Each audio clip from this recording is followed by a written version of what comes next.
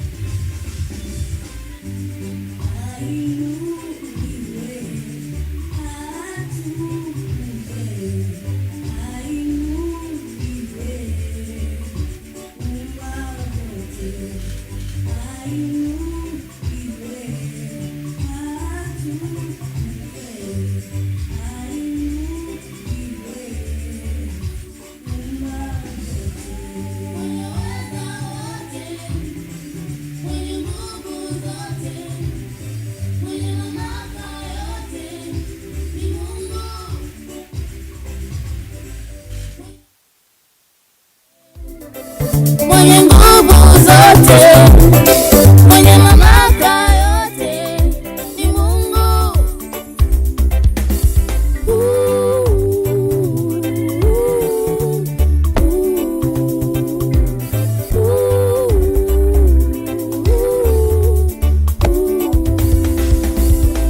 Ashukuriwe Mungu Baba wa mbinguni, yeye mwanzo na mwisho,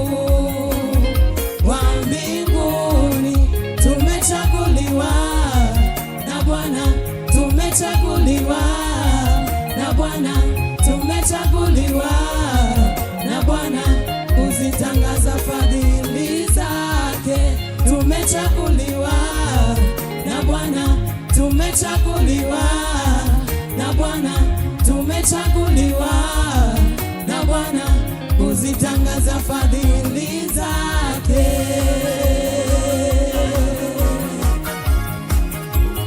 Umechaguliwa na Bwana, waweza kumpigia Yesu makofi na vigelegele. Mpigie Yesu makofi na vigelegele. Oh, oh. Kabla sijakuumba nalikujua,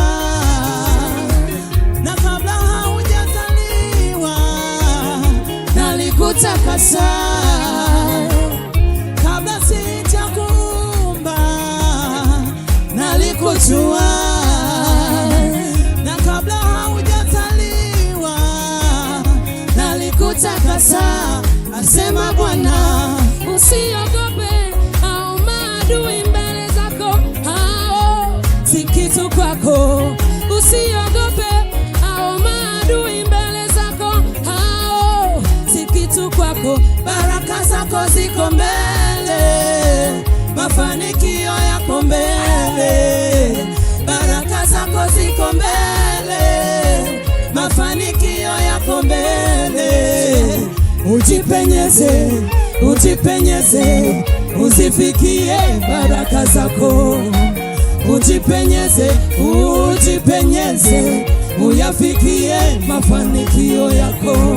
Ujipenyeze, ujipenyeze, uzifikie baraka zako. Ujipenyeze, ujipenyeze, uyafikie mafanikio yako. Lazima pambane na nyuki, ndipo ule asali. Haya, lazima pambane na nyuki, ndipo ule asali. Na ushindi ni lazima kwako, mtu wa Mungu. Na ushindi ni lazima kwako, mtu wa Mungu. Wewe songa na Yesu atakuvusha. Wewe songa na Yesu atakushindia. Wewe songa na Yesu atakuvusha.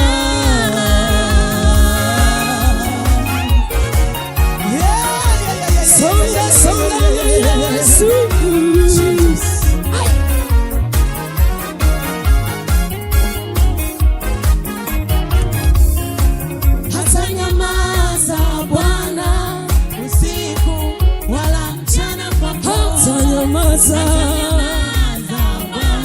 Huyu Yesu hata nyamaza Bwana, hawezi kaa kimya. Wewe kaza kumwita, oh, hata nyamaza Baba, hata nyamaza Yawe, hawezi kukaa kimya.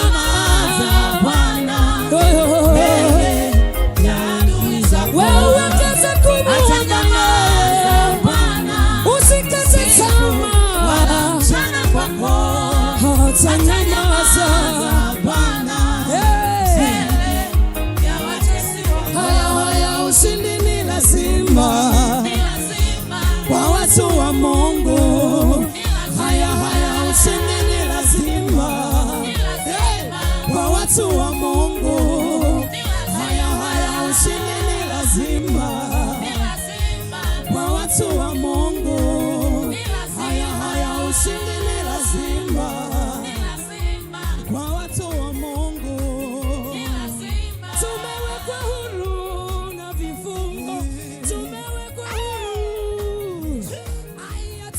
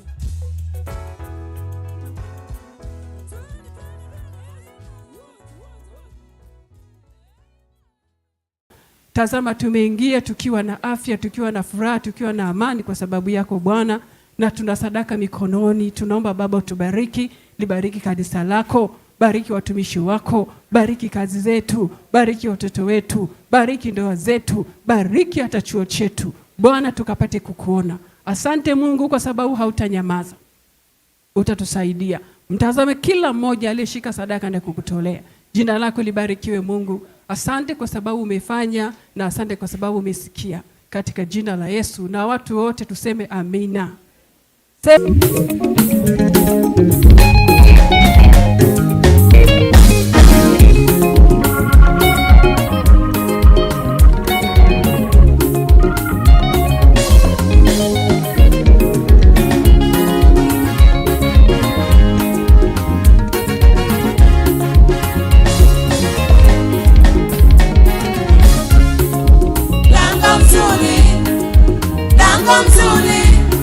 Walikuwa ni hekalu la watu kusali, waliingia na kutoka kila siku. Lango mzuri, walikuwa ni hekalu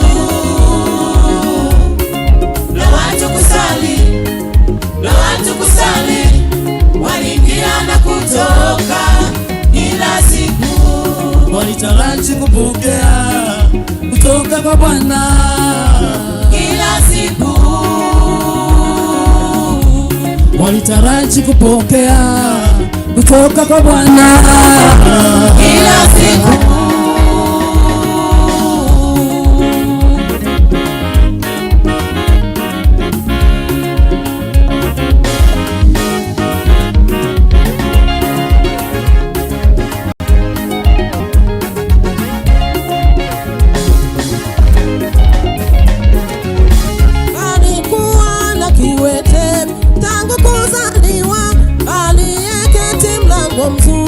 wa hekalu alikuwa na kiwete tangu kuzaliwa, aliyeketi mlango mzuri wa hekalu, akitaraji kupokea kutoka kwa watu ili maisha yake yaende, akitaraji kupokea kutoka kwa watu ili maisha yake yaende. Lakini vijana wawili, nao ni Petro na Yohana, lakini vijana wawili, nao ni Petro na Yohana, waliojaa nguvu za Mungu, waliojaa nguvu za Mungu, walipofika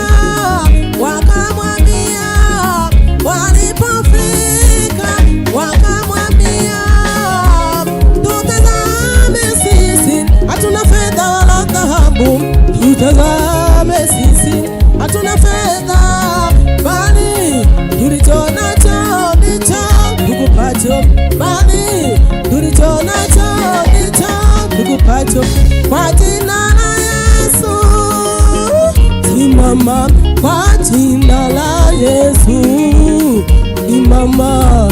Mara akatiwa nguvu, mara akasimama, mara na vifundo vyake vikamuachia. Mara akatiwa nguvu, mara akasimama, mara na vifundo vyake vikamuachia.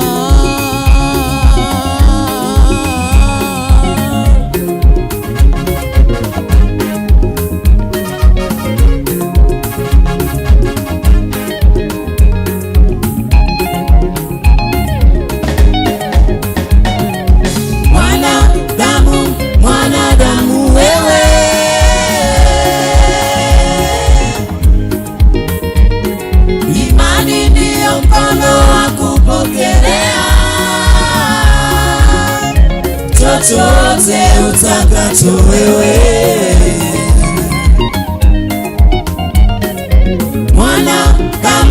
mwanadamu wewe,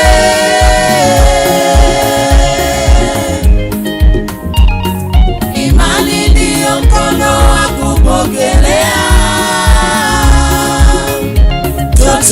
upate utakacho wewe.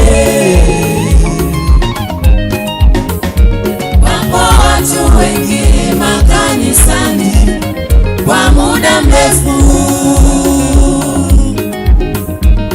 bila kupata majibu ya matatizo yao. Wapo watu wengi makanisani kwa muda mrefu bila kupata majibu ya matatizo yao. Sasa wamekata tamaa, sasa wamevunjika moyo, sasa wamekata tamaa, sasa wamevunjika moyo.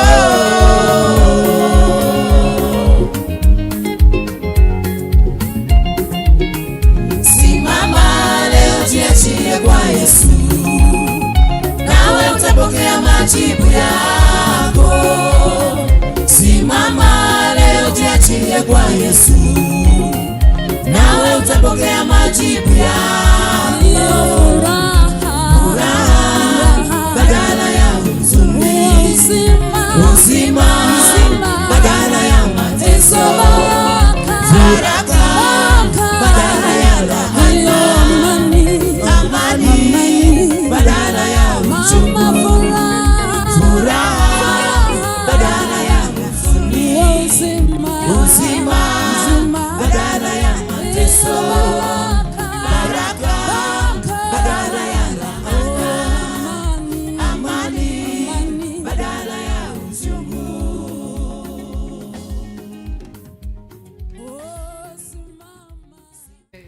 Baba, tunazo shukrani tena kwa wema wako na fadhili zako na matendo makuu unayoyatenda katika maisha yetu. Hakika hatuna Mungu zaidi yako. Wewe ni Mungu wa pekee sana. Kila wakati unayagusa maisha yetu kipekee. Tunakushukuru tunapokuwa tumekuja kukuabudu. Baba, tunasema ya kwamba unastahili shukrani za mioyo yetu kabisa.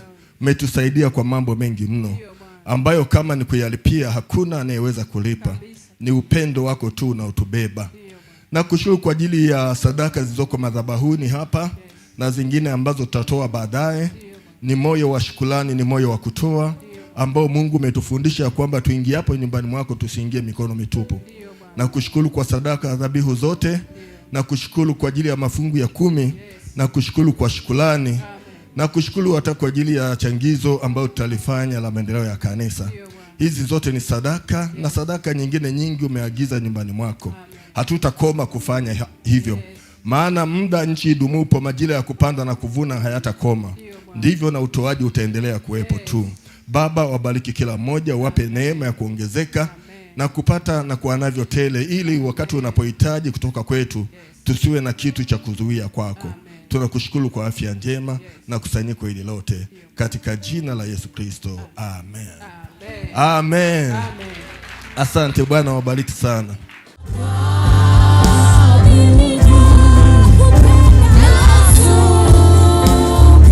Nakupenda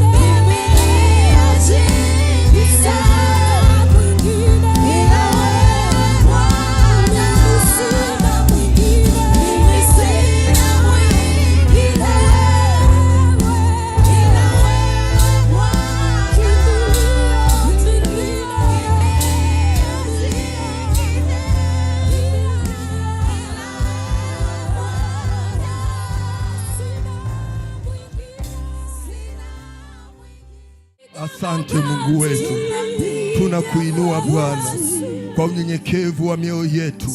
Tunainama mbele zako na kusujudu, tunapiga magoti kila wakati kukutukuza wewe, na hata sasa kwa unyenyekevu mkubwa tunainamisha mioyo yetu ili tuwe tayari kusikia kutoka kwako. Roho Mtakatifu, asante, ukawe mwalimu mwema kwa ajili ya mkutano huu. Baba, tunahitaji mafuta kwa ajili ya mkusanyiko huu. Na kushukuru, ulimuuliza Zekaria unaona nini? Zekaria akasema ninaona taa na milija ambayo inapitisha milija yake kwenye zile taa. Ndipo ulipomwambia neno hili sio kwa uweza wala kwa nguvu, bali ni kwa Roho Mtakatifu. Asante Roho Mtakatifu ambaye ni mafuta yatakayofanya taa zetu ziendelee kuwaka. Na kushukuru Mungu, taa zetu hazitazima, lakini ziendelee kuwaka kama wanawali watano wenye busara. Baba, tunakushukuru kwa neno lako na kwa ibada nzima, kwa jina la Yesu Kristo, amen. Amen. Kanisa, asante. Makofi kwa Yesu. Wakati unakaa kwenye uwepo wa Mungu sasa, wakati unakaa kwenye uwepo mzuri wa Mungu, ni wakati mzuri Roho Mtakatifu azungumze. Uwe na nafasi nzuri ya Roho Mtakatifu kukufunulia siri, maana mambo ya kiroho yanaeleweka kwa jinsi ya roho. Kwa hiyo Mungu akupe neema ya kujifunza au kupokea hili ambalo Mungu wetu ametuandalia. Somo letu litatoka Hagai sura ya 2 mstari wa 1 hadi wa 5. Hagai sura ya 2 mstari wa 1 hadi wa 5. Tumekuwa na kipindi hapa cha mfululizo wa somo la Hagai, na mimi leo ninasimama na hiyo Hagai. Tutasoma sura ya 2 mstari wa 1 hadi wa 5 na mistari mingine kadri Roho Mtakatifu atakavyotujalia. Lakini somo andika, Mungu ni Mungu wa sura mpya. Mungu ni Mungu wa sura mpya. Mungu, hebu sema Mungu ni Mungu wa sura mpya. Amen. Sio Mungu wa mazoea, ni Mungu wa sura mpya. Naomba tusome sasa kitabu hicho cha Hagai. Na nasema katika mwezi wa 7, katika mwezi wa 7, siku ya 21 ya mwezi, siku ya 21 ya mwezi, neno la Bwana lilikuja kwa kinywa cha Hagai nabii kusema. Neno la Bwana likaja kwa kinywa cha nabii Hagai kusema, sema sasa na Zerubabeli mwana wa Shealtieli liwali wa Yuda na Yoshua mwana wa Yehosadaki kuhani mkuu na hayo mabaki ya watu ukisema, miongoni mwenu amebaki nani aliyeona nyumba hii katika utukufu? Miongoni mwenu amebaki nani aliyeona nyumba hii katika utukufu wake wa kwanza? Nanyi mnaionaje sasa? Nanyi mnaionaje sasa? Je, mbele ya macho yenu sio kama si kitu? Je, mbele ya macho yenu sio kama si kitu? Lakini sasa uwe hodari. Ndiyo. Zerubabeli, asema Bwana. Nawe uwe hodari, Yoshua mwana wa Yehosadaki kuhani mkuu, nanyi iweni hodari, enyi watu wote wa nchi hii, asema Bwana, mkafanye kazi, kwa kuwa mimi ni pamoja nanyi, asema Bwana wa majeshi. Komea hapo hapo tu. Neno la Mungu lilikuja kwa kinywa cha nabii Hagai kwa wana wa Israeli. Neno hili la Mungu lilipokuja, Mungu akasema, ni wapi waliokuwa wameona utukufu au ile nyumba ya kwanza ya Mungu? Nachotaka kufundisha hapa ni kwamba wakati mwingine imani sio kushikilia kitu kile kile tu. Yaani unashikilia jambo lile lile tu. Wakati mwingine imani sio kushikilia jambo, wakati mwingine imani ni kuachilia mambo yaliyopitwa. Kuna mambo ambayo yanakuwa yanapita, lakini kuna mambo ambayo yanaweza kuwa yanafanyika katika sura ya upya. Kwa hiyo katika imani tunafika mahali ambapo tunapaswa kuachana na kile Mungu amekiacha. Kama kuna kitu Mungu amekiacha, sio imani kuendelea kukishika vile vile. Kwa nini? Ni kwa sababu kuna vitu vingine huwa vinakufa kwa sababu msimu wake umeisha. Mungu anakileta kwa msimu huo na baadaye kinakufa. Lakini kuna vitu vingine ambavyo Mungu anavyovihitaji vinaweza vikafa kwa muda huo, lakini baadaye vikafufuriwa. Hapa ndipo naomba unielewe, kwa sababu nitakupatia mifano. Kuna vitu ambavyo msimu wake ukiisha vinakufa, hapo vimefikia mwisho, Mungu anaachana navyo. Lakini kuna vitu vingine ambavyo huwa vinakufa ili Mungu avilete tena kwa sura nyingine, kwa namna nyingine, na kwa utukufu mwingine. Biblia tuliposoma hapa, neno la Mungu linasema huo mwezi wa 7 siku ya 21 ya mwezi, neno la Bwana lilikuja kwa kinywa cha nabii Hagai kusema, sema sasa na Zerubabeli mwana wa Shealtieli liwali wa Yuda na Yoshua mwana wa Yehosadaki kuhani mkuu na hayo mabaki ya watu, ukisema, miongoni mwenu amebaki nani aliyeiona nyumba hii katika utukufu wake wa kwanza? Hekalu lililokuwa limejengwa wakati wa Sulemani, hekalu la kwanza ambalo Daudi hakupewa ruhusa kulijenga, akalijenga Sulemani. Na Sulemani alikuwa mwenye hekima, na Sulemani alikuwa tajiri.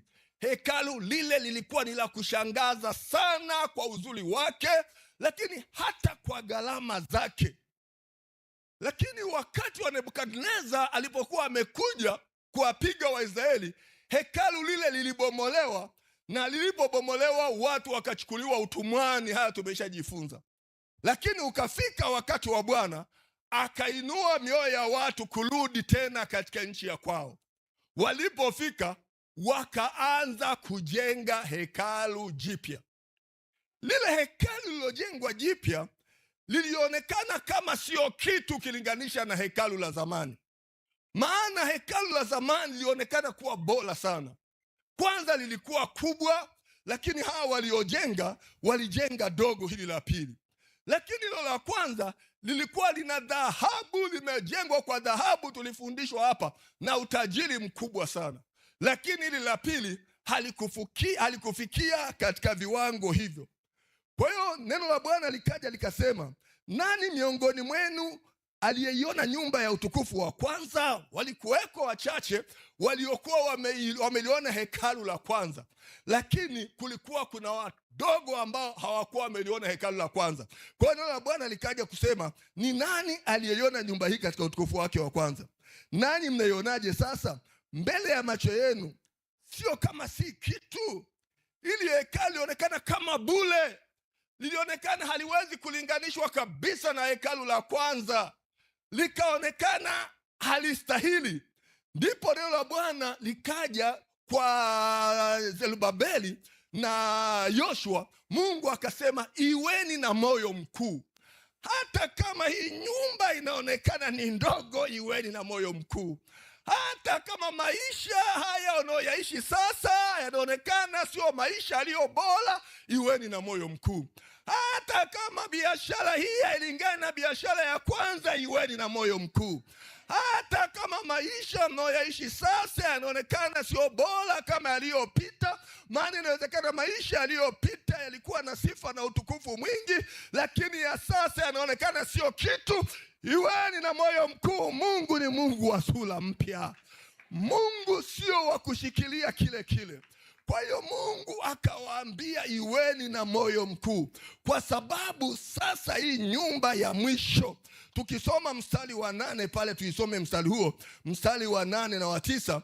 Mungu akawaambia hivi, nyumba ile ilionekana kama duni, ilionekana kama haitoshi, lakini Mungu akawaambia hivi, fedha ni mali yangu na dhahabu ni mali yangu, asema Bwana wa majeshi. Mstari wa 9, utukufu wa mwisho wa nyumba hii ambayo ni ndogo, ambayo haipendezi, ambayo imeonekana kama sio kitu, utukufu wa mwisho wa nyumba hii utakuwa mkubwa kuliko utukufu wa kwanza, asema Bwana wa majeshi.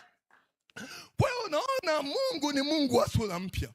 Unaweza ukang'ania sura ya zamani yenye furaha, yenye nini, na sasa ukapitia maisha yenye sura ngumu, ukafikiria ule ugumu wewe, lakini Mungu anavyokutazama sio kama unavyofikiria wewe.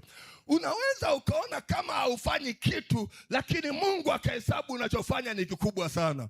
Kwa hiyo akaambia waambie wajipe moyo.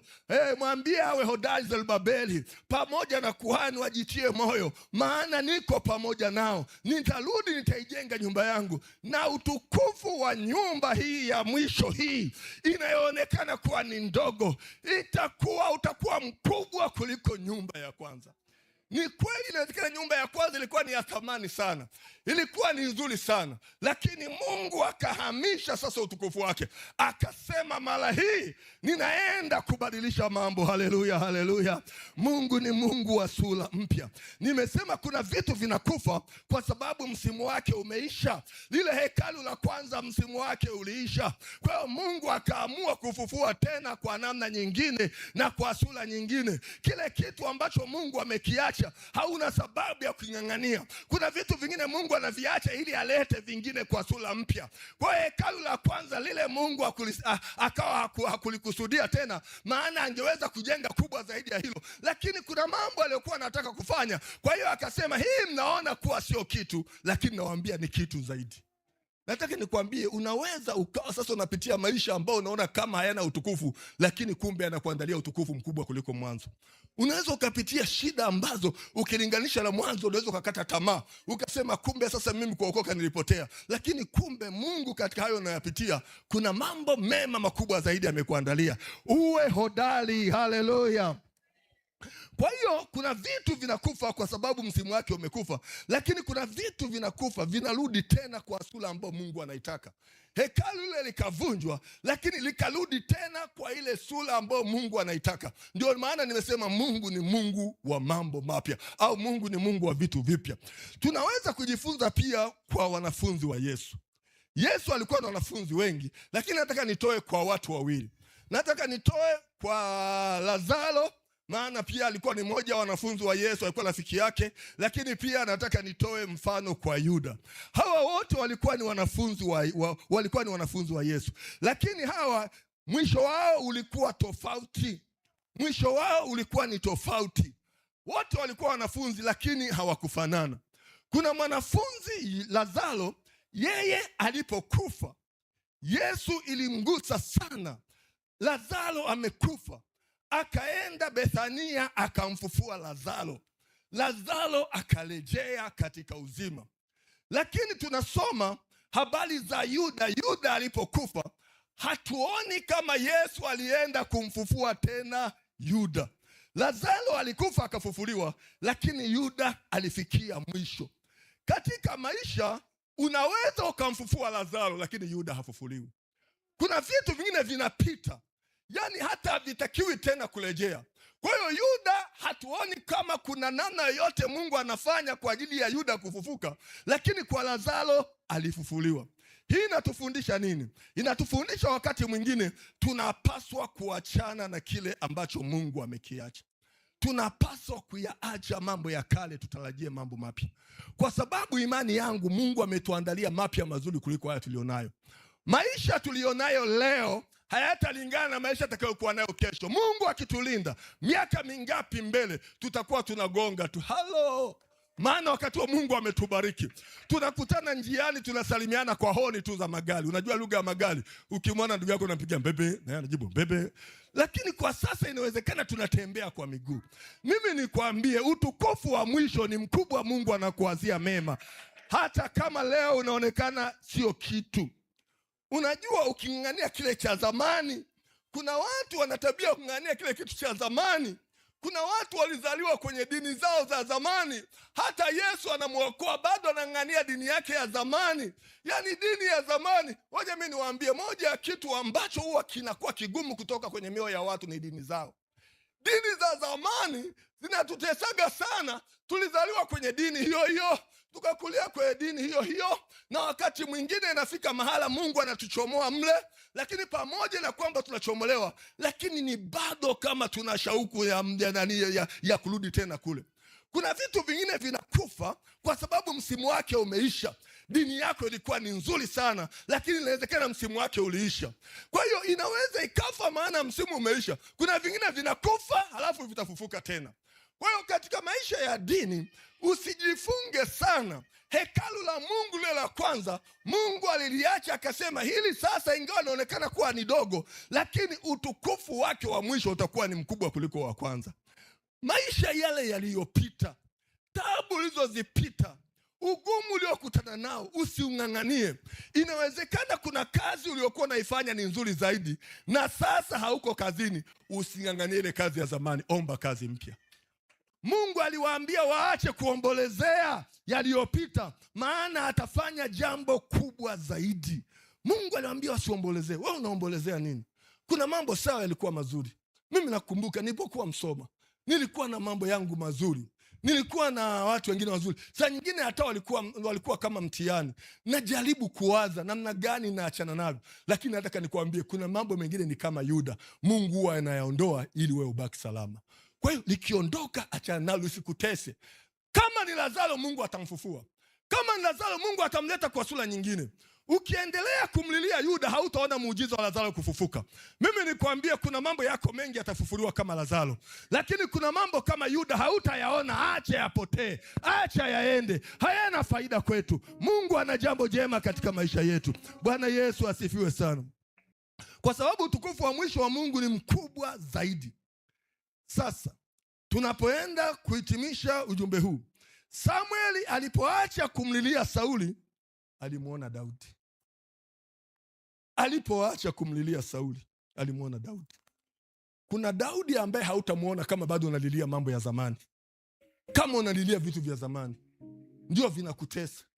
Hata kama angekuwa ni mtu, Biblia inasema msimlilie aliyekufa. Mungu anakufidishia mtu mwingine bora zaidi. Hata sisi sangine wachungaji tunapataga mtihani. Unaweza ukakaa na mshirika akawa msaada sana, akawa baraka sana, halafu siku ya kuhama na wewe unataka uhame naye. Hata kama ni ndoa, mme wako labda alikufa, Mungu ana Daudi mwingine atakayesimama na wewe, maana anasema mimi ni Mungu wa yatima. Hata kama akufa, hata kama amekuacha tu, acha kuwa unahangaika naye. Umejitahidi au uhangaiki naye. Sisemi ya kwamba muachane na wanaowatesa, lakini nataka nikwambie kuna Daudi, kuna faraja ambayo inakuja juu yako. Kuna kitu Mungu anatengeneza. Kama ni wakwako atarudi kwa sura nzuri zaidi. Atarudi kwa baraka zaidi, wala hata kusumbua kama alivyokuwa na kusumbua kwanza. Kwa hiyo nataka kwenda kuomba Mungu. Ninapoimba wimbo huu, wewe ambaye unasikia mzigo ya kwamba mchungaji niombee, maisha yangu nimekuwa nikilia. Daudi na Samueli aliendelea kumlilia Sauli, lakini kumbe wakati huo Mungu alikuwepo Daudi. Kuna Daudi mbele yako. Kuna Daudi amewekwa. Kuna Daudi. Nataka niombe kwa ajili ya wale wenye machozi. Bwana atusaidie.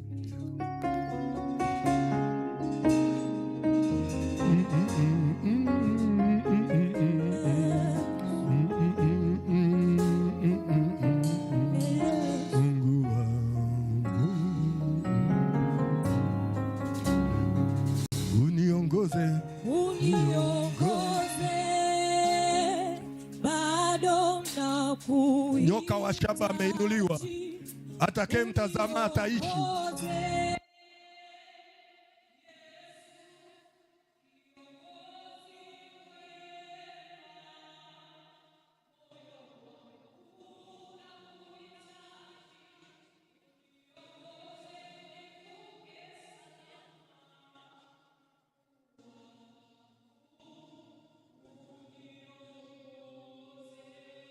Wakati wa heshima unakuja. Wakati wa heshima unakuja. Wakati wa kukumbukwa na Bwana unakuja. Wakati wa kukumbuka na Bwana unakuja. Endelea kumtumainia Mungu. Mungu atakukumbuka. Wakati wa kukumbukwa na Bwana unakuja. Mungu ayaone maumivu na machozi yako. Wakati wa Bwana unakuja. Majibu ya Bwana yanakuja. Usiendelee kulia. Mungu anakukumbuka. Mungu anakukumbuka mama. Mungu anayakumbuka maisha yako. Akupe faraja. Akupe faraja mitaji yenu Mungu aikumbuke. Nyumba zenu Mungu akumbuke. Afya zenu Mungu akumbuke. Familia zenu Mungu akumbuke. Mungu akumbuke. Wakati wa furaha unakuja. Mungu akuondolee maumivu. Mungu akukumbuke. Ile furaha ya kwanza Bwana atafanya zaidi. Bwana atakupa amani zaidi. Simama na Bwana. Mungu akukumbuke. Uwe na moyo mkuu. jina la Yesu na moyo mkuu. Mkono wa Bwana haujapungua. Kwa jina la Yesu, kwa jina la Yesu pokea baraka. Pokeeni baraka. Pokeeni baraka wana wa Mungu. Pokeeni baraka. Kwa jina la Yesu, Bwana wakumbuke. Mpokee baraka za Bwana katika jina la Yesu. Hebu tusimame wakati wote tukimwambia roho yangu na iimbe. Tuimbe korasi ya Bwana Mungu na shangaa kabisa.